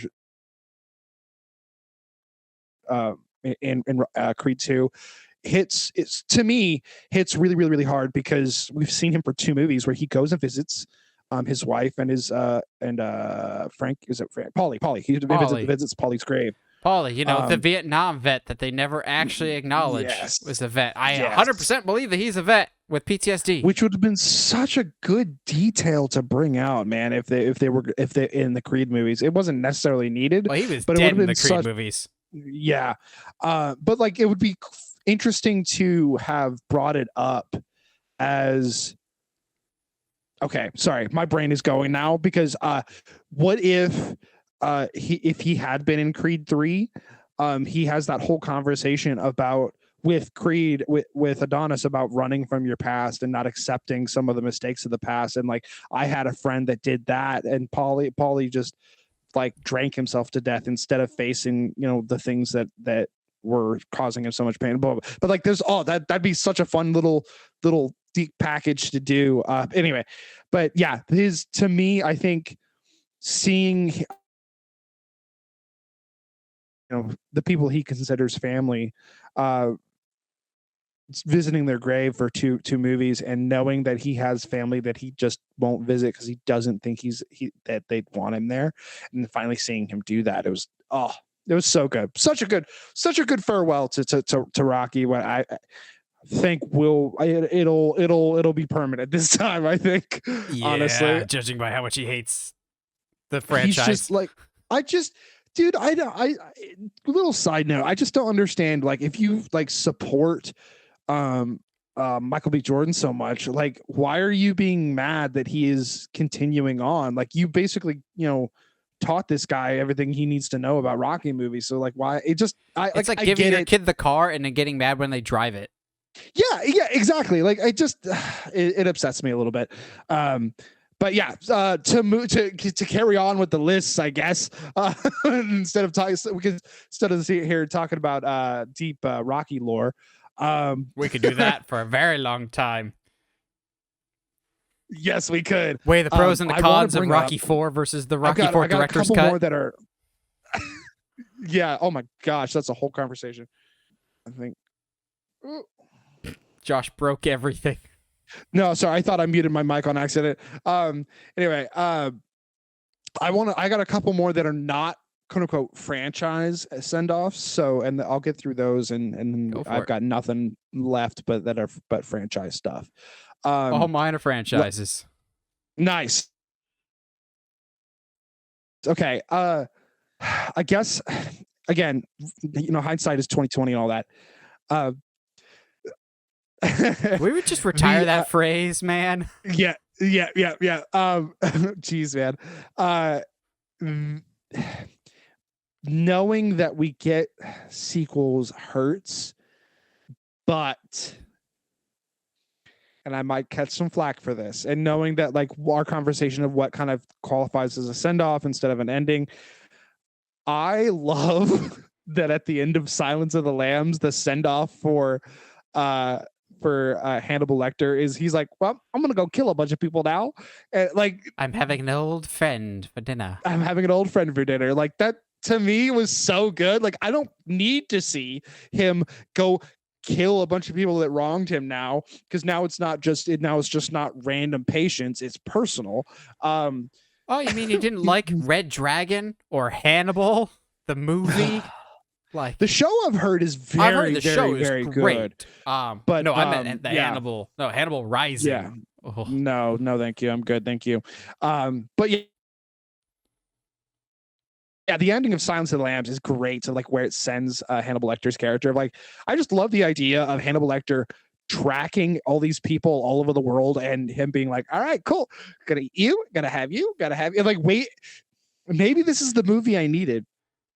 Of he tracks everybody to certain locations on the world in order to take their body and integrate it with the cuisine of that like country, which is such like that's such a thing that like Hannibal would do. It was like, oh yes, like we'll roast, like we're in the Philippines, so we're gonna do this to him. Like, it was like, oh dude, that worked. That would Says work the chef. Yeah, exactly. My bad. Thinking about this too much. Oh no. The last non-franchise one that I'll bring up, and I think that you'll agree with me on this. It is a one-off movie, so it's hard to technically qualify this as a send-off, I guess. But the send-off they give Red and in Shawshank Redemption is so good. I love that. Like, Andrew Dufresne's character, like, once he escapes, you're like, yeah, he's gonna live happily ever after. That's awesome. But we've spent so much time with this character Red. What is gonna happen to him? Especially when, like, Andy gets out and there's the movie still got like 10-15 minutes. And so the way that they end Red's story in Shawshank Redemption is peak, so good. And I love the idea of thinking, like, of what happens if Red forgot, like, Yep, the Family Guy thing. Yeah. It was like one conversation, man. Like, how did you remember the exact location of Do you remember that island we talked about? one time? Yeah. Montenegro? Is that what? No. Is that what it is? It's one of them. Yeah, I think so. Or I have no idea. Red can't get a passport because he's on parole. Yeah. Which that's probably true. Which is technically why he would take the bus. It's why he would probably take the bus, because you're just like, there's always that chance that they don't, quote unquote, don't check the passport or whatever. So you just take a bus and get a ticket. And, like, I don't know. That's like getting into like weird details of, especially like when that movie takes place in, like, what, the 1950s or something like that, close to that. So like, passport, like, border protection would have been way down. We're still ways off from 9/11. Yeah, so I have no doubt that would have been a problem. That's totally believable to me. But yeah, the way that they send Red's character off into the sunset like that is so perfect. I in thinking about it now that he's like, they almost try to give him the same ending as the librarian, and having that he gets to look that ending in the face and then go, you know what? No, this isn't it. This isn't where things go. And then, goes to find Andy, I think is just so perfect. It's so good. Now, let's get into some franchises. Yeah, baby. Kicking us off with one that Josh and I, earlier in this very episode, badmouth this franchise, but I don't care. I will always give credit when credit's due for a project. And I think Fast and Furious absolutely did something right, because it was very, very personal for them that they get Paul Walker's send-off correct. Yes. And Yes. even if you're not a fan of the Fast and Furious, that stupid Charlie Puth song will always make grown men cry because, God, they nailed it. Like, I'm still very much worried that they'll bring back Paul Walker's character for Fast and Furious at some point, just because Vin Diesel's got this weird thing about, we got to keep going. We got to include everyone. But the way that they handled Brian in Fast and Furious, well, specifically Fast 7, was so perfect. They didn't kill him off. He just gets to retire and live happily ever after with his family, while just, again, bringing it back to where it started with him driving side by side with Vin Diesel, and they just go their separate ways. Like, even as a non-Fast and Furious fan, it's beautiful and incredibly well done. Of just like, okay, you clearly put all your heart and passion and energy into this, and that is 100% commendable. I have nothing negative to say about how they handled that. We've already talked about how brilliant the CGI is for Paul Walker's character, because a human is incredibly difficult to do with CG. But I think they did the right thing for Fast 7. Now, including him in future movies, I think is definitely a step too far. But closing out that chapter for that character, you really cannot do any better in terms of writing off the character, in terms of everything that happened, giving them a beautiful send-off that the character can live on even when the actor hasn't. Yeah, absolutely. Yeah, I have it on my list as well. Like, it was, as someone who, I really like the first one. I enjoy Tokyo Drift quite a bit. Wow, somebody did? I know, right? I'm that guy. But that send off in 7 is really good. The CGI is immaculate. The emotional moments are fantastic. I love that. Yeah, like you said, it was the perfect send off for that character in a way that they didn't have to kill him off, which I really appreciated, because any way that you would kill that character off screen, that would have been almost more distasteful. Because like, what, you're gonna have him crash off screen, and it's like, that feels gross. They're stuck in a hard spot there. Yeah, they were. So, but with all that being said, fantastic way to send him off. Next up, I'm curious if I should put spoiler alert for this, just because it's still relatively recent, but not that recent, y'all. It came out in 2021. No Time to Die. I guess spoiler there if you care. I know it was divisive for some people, but I actually applaud the balls that it took to kill off James Bond, because Bond finds a way to get out of every situation. Do I love how they killed him off? Not necessarily, because it felt like they didn't know how to do it, and there was a bunch of ideas, and so they just said, screw it, we'll do them all. He bleeds out while being poisoned and blown up. Like, pick one, guys. Just pick one and stick with it. Like, it's not that difficult. Much has been made, and I don't think it's that big of a deal, but much has been made about the choice to have the Daniel Craig movies be an actual arc as opposed to episodic movies that can just be standalone, pick and choose individual, like all the other James Bond movies before it. You can just watch Die Another Day or GoldenEye or The World Is Not Enough and be totally fine. Can you? You probably can't watch Die Another Day just because it's bad. Yeah. But they tried to make an actual arc for Daniel Craig's Bond, which I actually liked. Were all the movies good? No, I'd say about half of them weren't. It all came down to No Time to Die, whether it was going to be a tip the scale in good favor or bad favor. Because Casino Royale, great. Quantum of Solace, that is a movie that was made. Skyfall, yes, my favorite Bond movie still to this day. I love Skyfall. What's the octopus one? Spectre. That's a movie. It was better than Quantum of Solace, but it just tried to do what Skyfall did, except not as good. And then No Time to Die, well, it's, I think, the weakest of the three that I like, it's still a decent movie. But Mhm. also, they have the balls to give Bond a family. They tried new things with the Daniel Craig one. They as much as people complain about Bond being a womanizer, and he definitely still is, especially in Skyfall. That's a little there's that shower scene is icky. Especially Yeah, after but you it's gave this cool. no, not after you gave the whole character's backstory of like everything she's been through. I'm going, That's yeah, that's fair. ew.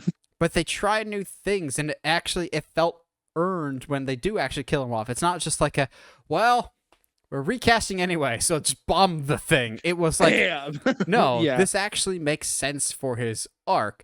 It does leave me with a whole lot of questions for the future of Bond. So are we gonna recast everybody, or are we keeping Ray Fiennes as M? Like, it leaves me with a lot of questions. But in terms for the character, for Daniel Craig's incarnation of the character, it made sense that they killed him off. Also, I'm pretty sure he specifically requested to be like, hey, can you guys kill me off? I don't care how you do it, but please kill me off. Slit my wrists if you want. I don't care. Yeah.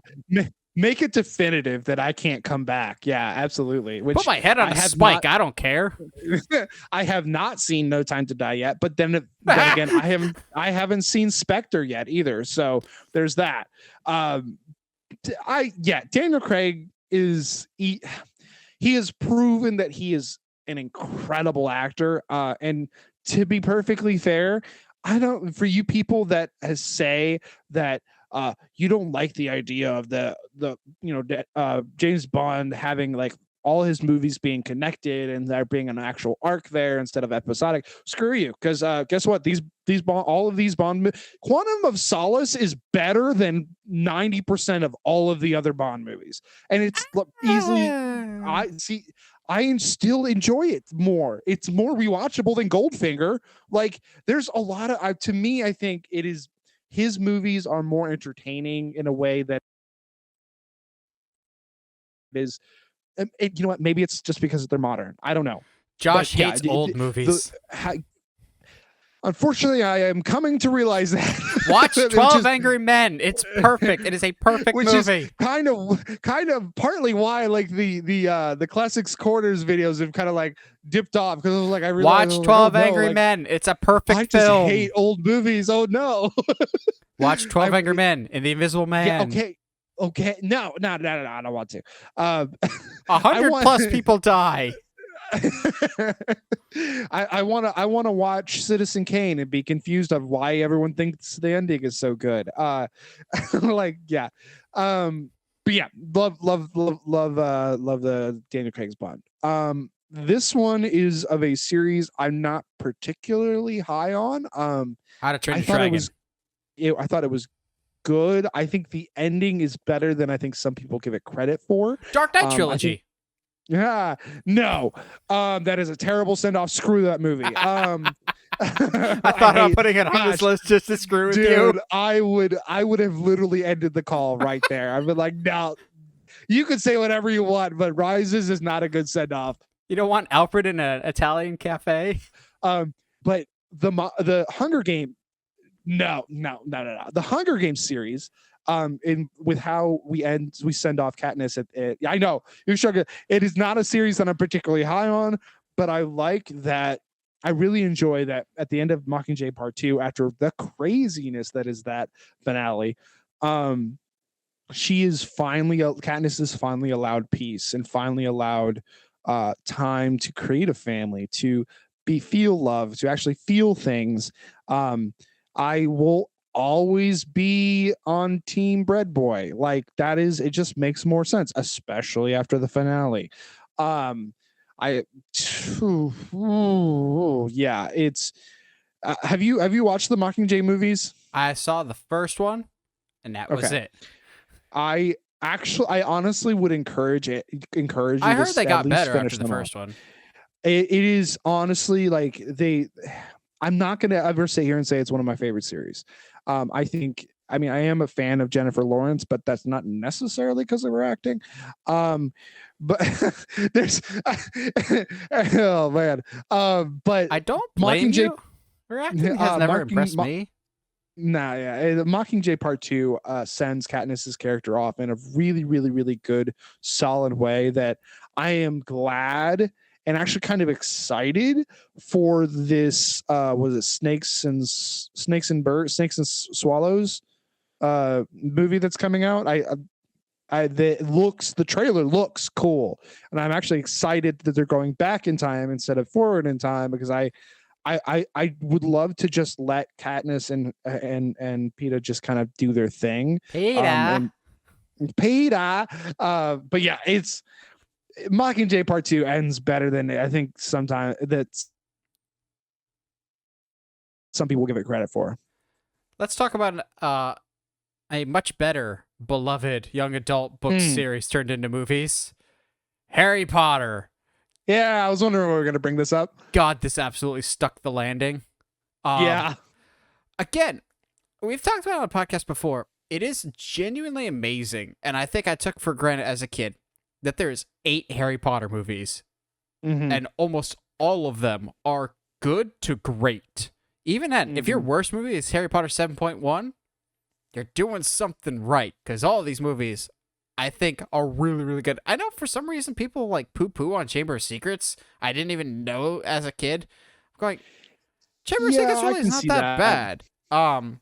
It's just, I don't know, it's really not that bad to me.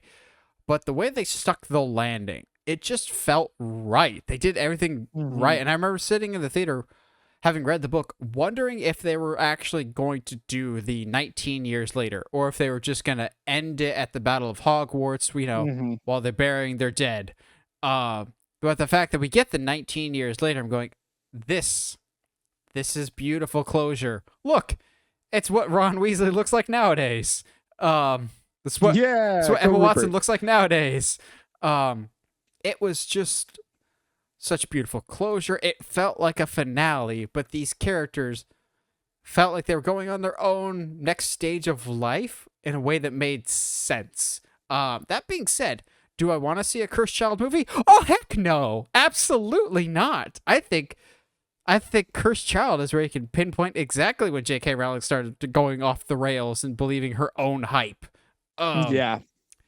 But as someone that loves and cherishes Harry Potter, you knew the finale was going to be big. It was all, can they stick the landing? And for me, they absolutely did. And I think the last one is still my favorite movie, but the way that they send off the core 3 is just perfect. You end with the Hogwarts Express just like you start with the first one. There's something about franchises that last longer than 10 years having this enormous weight to nail the landing. And if they don't, everyone chastises them forever. Rise of Skywalker. But if you do nail it, you will forever live on in infamy, as we'll talk about later. Yeah, absolutely.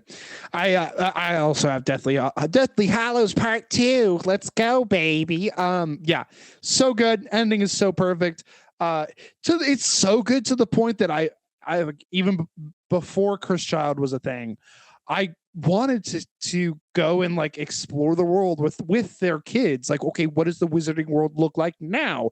What is the relationship and the dynamic between Harry and Draco now? Because they're literally like 5 feet away from each other in that scene. And it's like, okay, cool. So do they hate each other? Does Harry like that? To me was so interesting, and I would have loved to see more of that. And we did get more of it, but it's in Cursed Child, and Cursed Child is terrible.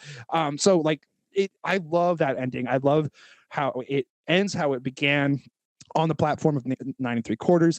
I love that the excitement of in the kids' eyes. You can see that they like Harry and oh my gosh, I feel so bad. I almost called him Rupert, like by his actual name and not his character.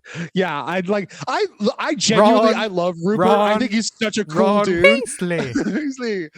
Ron and Hermione. I love like seeing them, although the CGI is not exactly, the aging up on them is not particularly great. In the scene at least. It was so good to see these characters who we weren't sure for 10 years if they were going to live or die every single year they went to school.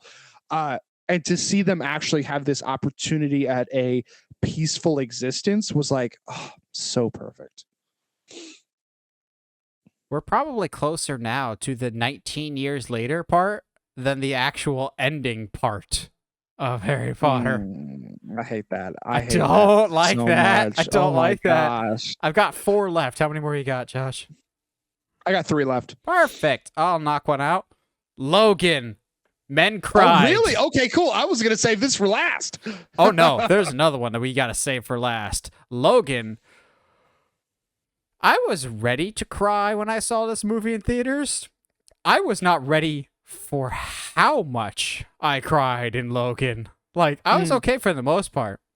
And then you had the stupid Wolverine clone go and kill Professor X, which we all kind of knew by the trailer that Professor X was going to die, but the way that they did it, just like, so this is what family is like. I'm going, you gave him the perfect day for his last day and he didn't even notice. Stop it. Stop. Yeah, stop. But obviously I was bawling my eyes out when Logan is dying in X-23's arms, but the moment that I was just like, nope, perfect movie. You will never convince me otherwise. It's when she's burying him, she picks up the cross and puts it on its side to make the X, and you're just going, stop. This, you can't undo this. And I know some people were trying to show like a fake Deadpool stinger where he like digs up the grave and he takes out the body and goes, there's still money to be made. Like, no, don't ruin this literally perfect ending to Logan. The character just gets sent off in the best possible way. We got one last berserker rage, which was glorious to see. Wolverine actually has something to fight for that's not creepy Jean Grey relationship. It was just chef's kiss. James Mangold is a phenomenal director. Oh, yeah. And it was, I think, some of the best, I would argue to this day, some of the best Hugh Jackman performance that we've gotten. And but that's, I mean, maybe other than Prisoners, but that's also thinking about that. That's in comparison to some musicals and rom-coms. So I guess that's not necessarily fair. Although he's had some sci-fi stuff that he's done recently that I just haven't had a chance to check out yet. But yeah, his performance in Logan is fantastic. He is at his peak physically. He is literally giving his all in all of the stunts. The story is so good.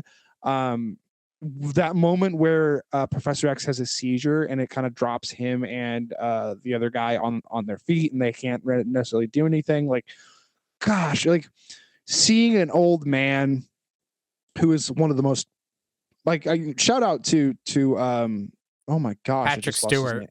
Yeah, Patrick Stewart. Gosh, I've been having a bad brain day today. So Josh picked up wrestling again. He's got a couple more concussions to show for it. You might have thought so, honestly. But the way that he's absolutely killing it, and you know what?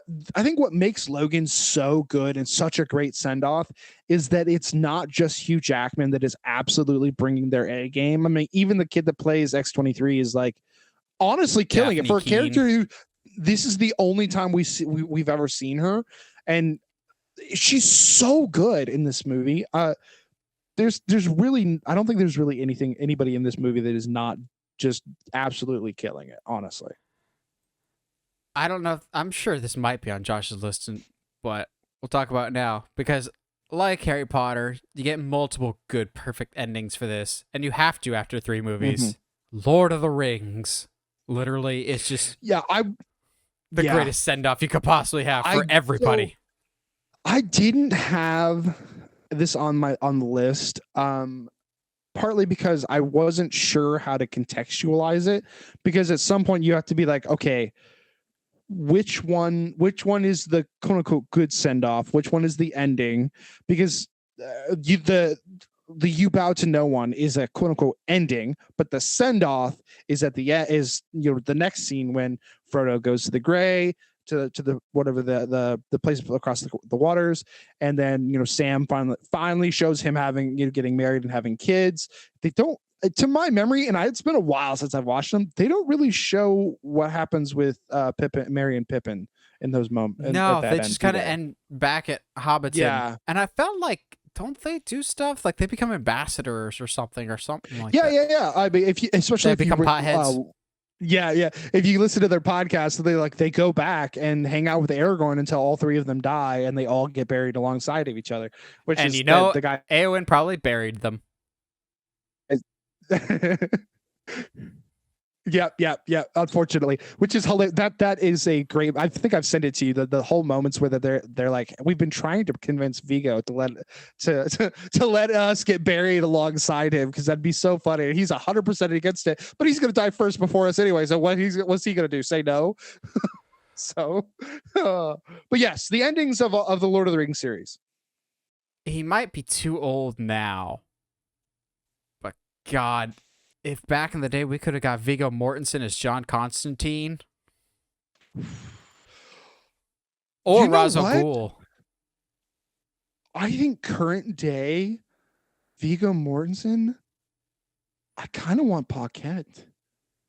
No. As a younger Pa Kent. Oh, there's a part of me that wants that a lot, actually. Oh no. Back up. All right. Anyway, let's get back to the endings. Anyway, I don't know if I can see that. I got two more. How many? Okay. I think they're probably the same ones, if we're honest. Probably. So let's talk about Avengers Endgame. Yeah. Okay. Yeah, that's what I was going to talk about next. Is Avengers Endgame. Yeah, because that is perfect. Great send off to Tony. Great. That regardless of how you feel about him, that is finally died. He's yeah. Bring your comments to me, not Josh. It is a great send off. I think the Cap one is absolutely perfect, and I hope that because of that, they never ever bring him back for anything. Same thing, kind of the same thing with Tony. They've done their time. It's okay. Like it's, I don't want to say done their time like it was prison or anything, but like they did their time. The moments are so impactful that for them to kind of go back on it would feel really gross.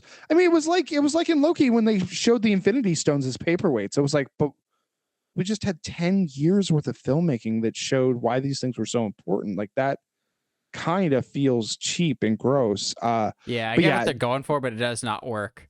Yeah, it does not work at all. But yeah, which of the way that they send people off in Endgame, which one do you have a favorite of those? I initially was going to say Iron Man at just Iron Man, but the Cap one is perfect too.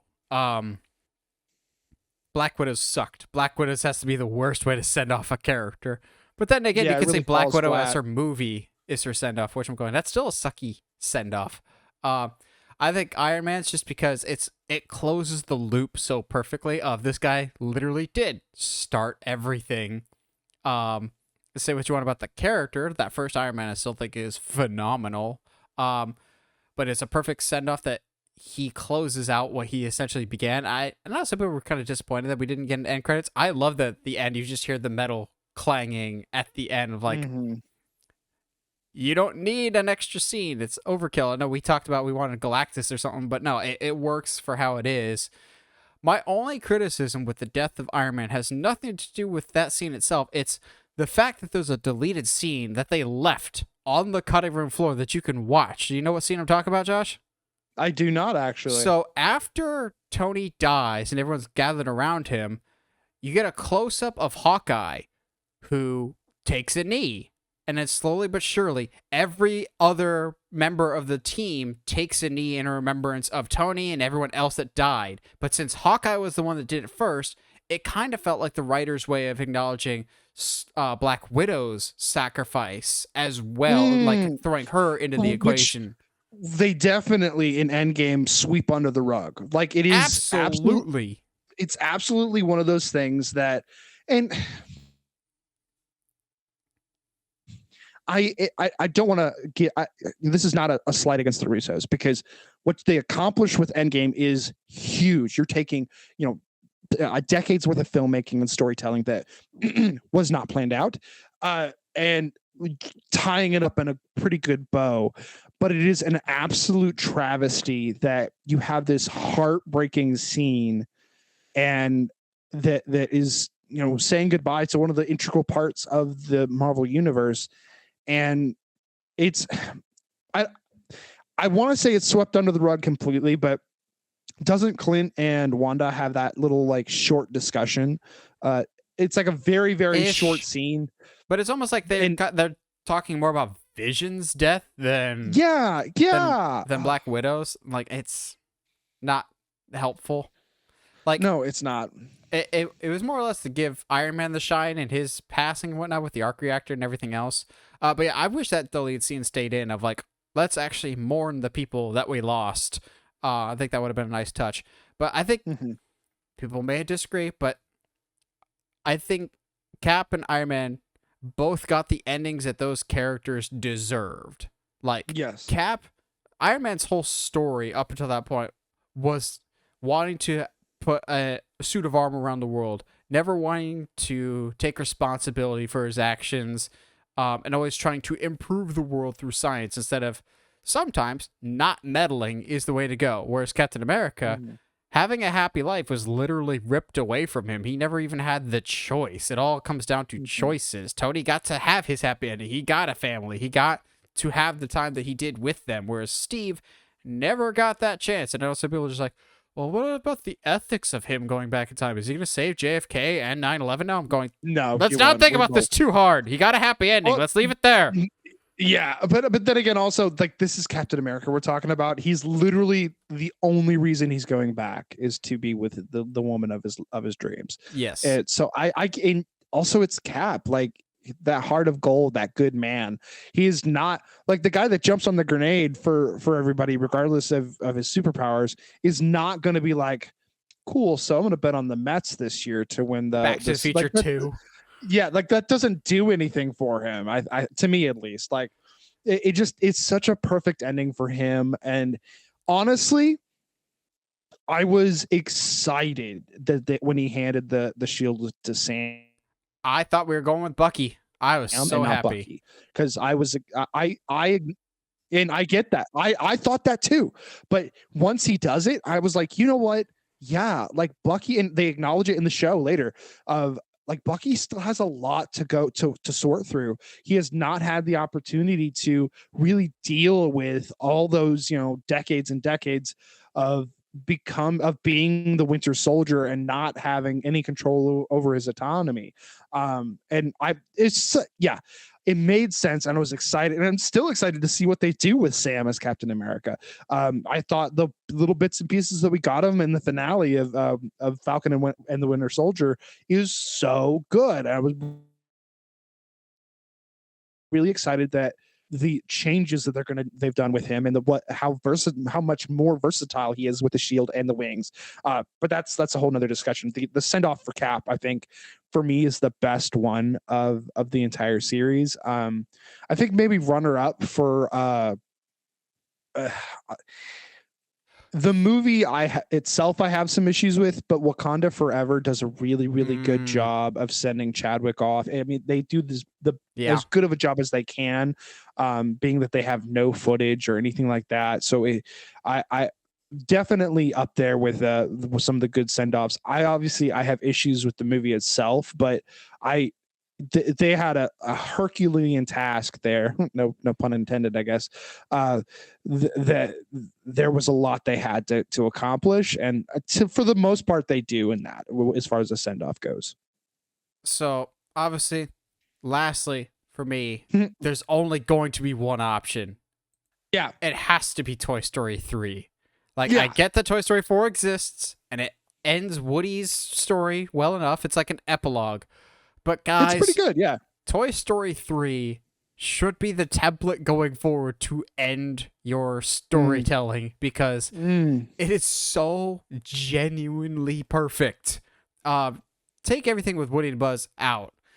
A moment that doesn't get talked about nearly enough is I love that literally every one of the Toy Story people gets their time to shine. Like Andy giving the toys to Bonnie, Bonnie, you suck. You completely neglected these toys, not even like a month later for your stupid technology. Ungrateful little brat. But also like true to modern circumstances. Yeah, the idea of toys, it is kind of a dated concept nowadays, unfortunately. But the fact that all the main toys, not just Woody and Buzz, get time to shine of like, here's Bo Peep, which is a lamp. I've never understood why Bo Peep is considered a toy. She is literally made of porcelain. No, she's not in Toy Story 3. That's the whole crux of. She's That's not. 4. Screw that. Ignore what I'm saying. She's not in Toy Story 3. But you get like Rex has his own full scene. Mr. and Mrs. Potato Head get their full scene. The LGMs get their full scene. Like, it would have been so easy to be like, here are my toys, and here's Woody and Buzz. They're the most special, precious thing in the whole world, because the movies have always been about the relationship between Woody and Buzz. The first one, Woody is the main character, and it's coming to grips with a new friend. Toy Story 2, Buzz is the main character and coming to grips with old friends that he never knew he had. And 3 is just about the family unit as a whole, and also 100% about empty nesters, which would be more expanded upon in Toy Story 4. But it's so many kids, myself included, are so protective of Toy Story because it holds such a special place in their hearts. So seeing a character not abandon, but send off these characters to someone else in a kind of scary move, just like life is scary, it definitely is part of the reason why it resonates so well with people, because it's just this beautiful and perfect send-off of, yeah, it's a little scary. I love the whole, like, Andy is about to give Woody to Bonnie, and then he pulls it back very briefly, because we've all been there. For just a like, half second, yeah. Just like we've all been there. I'm just like, I know it's the right thing to do, but I don't fully want to get rid of my past yet. I'm not ready for that change in my life yet. But eventually giving him to her with the whole great speech of, you got to be careful with this one. He's the greatest, most loyal friend in the world. And the way that they build it up, they show all the toys, then they show Buzz, and you know they're purposely saving Woody for last because you know he is the crux of the whole franchise. I bawled my eyes out, still do to this day. But the one that broke me was after Stan Lee died, then somebody made this like meme of all the Marvel characters, Stan Lee giving the toys to Kevin Feige. And it's just like, and here's Iron Man. He's the strongest and the fastest. Here's Captain America. He's the bravest and the most loyal and true. And then the Woody is Spider-Man. And he goes, yes. And here's my favorite. He means the most to me. So you got to be real careful with him. You got to protect him and keep him safe. I'm just going, are you up for the task, Kevin? And then we saw No Way Home. I'm going, holy crap, you were up for the task. I'm sorry we doubted you. But Toy Story 3 is in that rarefied air for me of a genuinely perfect movie. And I think a big part of that is the ending. Yeah, well, absolutely. And I think there's a lot of people like me that 3 came out the year I graduated high school. So Andy, like in that movie, Andy was me. And that was definitely being like one, like I went and saw it with my mom. So it was like one of the last moments her and I got to spend together, with me still being a teenager and stuff like that. So like it definitely hit hard emotionally because of that. But like I've watched it again since, and by God, like the scene you haven't brought up yet, which is fine, like, as I get it because everybody talks about it, but when they're about to be incinerated, and they, instead of panicking, they all grasp hands and accept their fate. And I was just like, this is a kid's movie and I'm about to cry to see these toys get incinerated. Like, what in the world? And obviously, it doesn't happen, but like for a good solid like 3 or 4 seconds, I was like, in the theater, actually gonna kill the toys. Yeah, like I don't know how much longer this movie's gonna be. So, is this the end? Like, it's so good. I love that. One of my favorite things about it in that movie is a lot of the conversations, like you said, about empty nesters, moving on in life, moving into that next phase, but also like, there's these awesome conversations about autonomy and who I am, who I get to say, who I get to say I am, and stuff like that with Lotso, and that whole conversation of like how trauma defines us and things like that. And just like, even like the small bits of fun that I think were kind of missing in the first 2, which is crazy to say anything was missing from the first two, with Jesse and Buzz being like a really like interesting couple that I didn't think I needed, and then once it happened, I was like, this is so great. I want more of this. Just there's so much that happens in 3 that is so perfect. The Mr. Potato Head as a tortilla was something I never thought would be like the comedy like gold that it is, but And terrifying golly, pigeons. yes, and like and then he's like a whole like he's a whole cucumber. Just like, ooh, I'm thin now. Like that's it's so good. Oh my, I love it so much. And like all the Barbie and Ken memes that have been done to death now because of that movie. They're so the way that the movie sends off that batch of characters is as close to perfect as you're ever gonna get. Do you want to talk about 4 at all? With how it sends off We can. Woody. So here's the thing. I still like 4. Yeah. I was really high on it when it first came out of it, but as I really step back, I think it's definitely the weakest of the Toy Stories, primarily because it's trying to do too much, I think. Mhm. Like, you completely neutered Buzz in this movie. Like, Buzz has never been the sharpest, but you straight up made him an idiot in Toy Story 4, so I kind of hope... Yeah. I know we're getting Toy Story 5. I really don't want a Toy Story 5.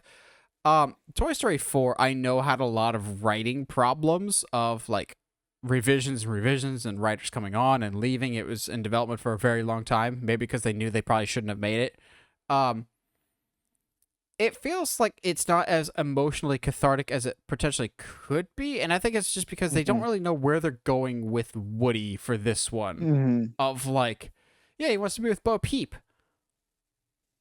Well, that was only really a storyline that you just kind of vaguely hinted at in Toy Story 3 to explain why she wasn't there. It wasn't like I'm going to abandon my whole family. It was... I get some people bring up parallels of Captain America and Woody, of like they've been so loyal and devoted to one thing specifically that they've never been able to do what they actually want with their lives. Going, well, one of them is an actual person, though, and one of them has a function as a toy. It's a little different. I think my big takeaway, though, was Toy Story 4. I wanted to bawl my eyes out like I did with Toy Story 3, and I just never did. Like, the goodbye between Woody and Buzz should have hit harder than it actually did, and it didn't hit me particularly hard.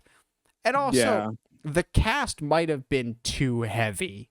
Like, I agree with that. I like Ducky and Bunny just fine. They're great. Key and Peele, I will never complain about getting them in stuff. I think they're blatantly there just to set up future stuff. Like, either have them and Woody like be the new cast and he more or less passes the torch, and don't have the original characters, as much as that sucks to say, or stick with the original characters. Like, don't try and serve two masters here. I agree 4 with that. Is the most visually beautiful because it's the newest, but also, and it's one of those of only I think I care about this. The original Toy Stories, the first 2, and even the third one, are so ingrained into my brain because I've watched them so many times, and they have such a very specific art style, and by that I mean early 90s CGI art style, that as we progress, and especially Toy Story 4, the ultra high definition, like, see everything doesn't always work for me. Like, it kind of is off-putting of, like, how realistic some stuff looks. Like, the toys look like toys in the original Toy Story. I think they look less like actual toys as the movies progress. And maybe there's a little bit of a disconnect there. Or it could just be me being older disconnecting with these movies. But 4 wasn't as good of a send-off as I was hoping for. It didn't ruin the legacy of 3, but it didn't add to the legacy, if that makes sense. Yeah, no, I'd agree. It is one of those, like, it's not a bad movie. And, when you have 3 absolute bangers, then like, you're not going to be as good as those. And to my memory, and I've only seen it maybe once or twice, but they don't really explain what happened to Bo or why she was abandoned, I guess, however you want to say that. And if maybe they were trying to hit another Jessie moment with her, but I just don't think it comes off very well. And as interesting as her being like this, really, like, the character she is in 4 is so much more interesting than the character she is in 1.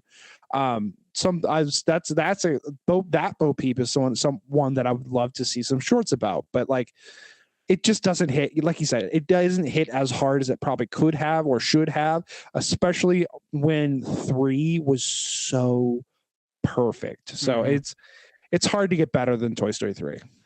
Well, what do you guys think? What are some of the best movie send-offs of all time? This could be either characters dying or just walking away forever in their respective franchises or movies. What are your thoughts? Let us know down in the comments below. And as always, if you like what you see and you want to see more, subscribe to us wherever you get your podcasts, whether it's iTunes, Spotify, Google Podcasts, or YouTube. And if you haven't already, subscribe to us on YouTube. Help us go to 1,000 subscribers.